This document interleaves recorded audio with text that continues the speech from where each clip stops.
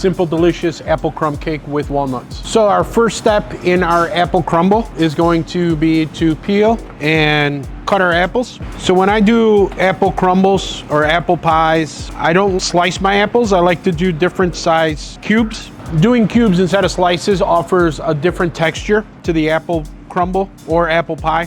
And the reason why it offers a different texture is the difference in cooking time. Some of the apples are gonna cook faster and be softer. Some are gonna take longer to cook, so they'll be a little bit firmer, offering different textures while you're eating the pie. So I like to use a knife to peel. If you have an apple peeler, you could use an apple peeler, vegetable peeler. I like to use the knife because some of the apples have a little bit thicker of a skin, so it's easier to control how much you're peeling off with the knife than with the apple peeling machine or a vegetable peeler. So to dice the apples, we're just gonna core the apples. And again, we're using two different types of apples today, strictly on the purpose of different texture of apple.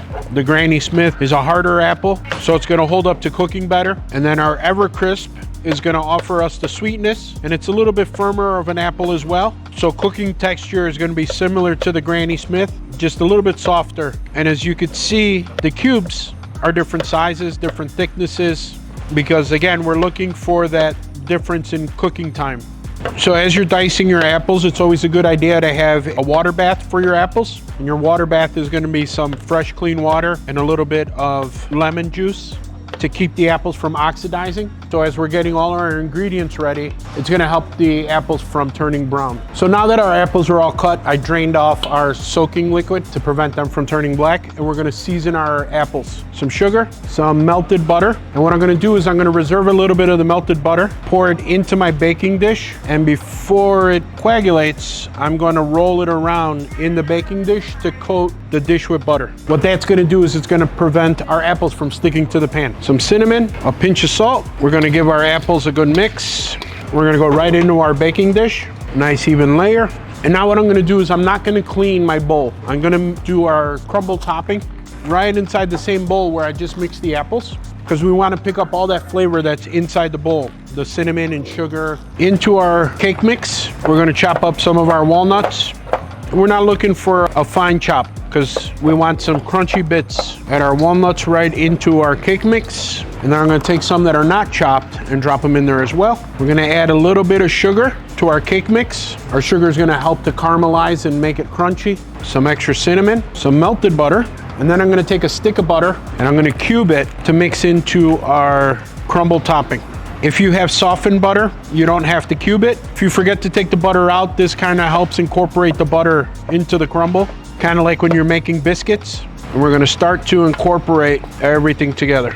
Purely just to save time, I'm gonna use my hands to incorporate the butter into the crumb topping. So we're gonna mix until we get what basically looks like sand and gravel mixed together. We're gonna look for some bigger chunks, some smaller chunks, and then we're gonna go right over our apples. And I like to sprinkle it on just to make sure that we're getting in between all those crevices of the apples right on top. Then I pour the rest, making sure that we get all that goodness out of the bowl. Spread it evenly across.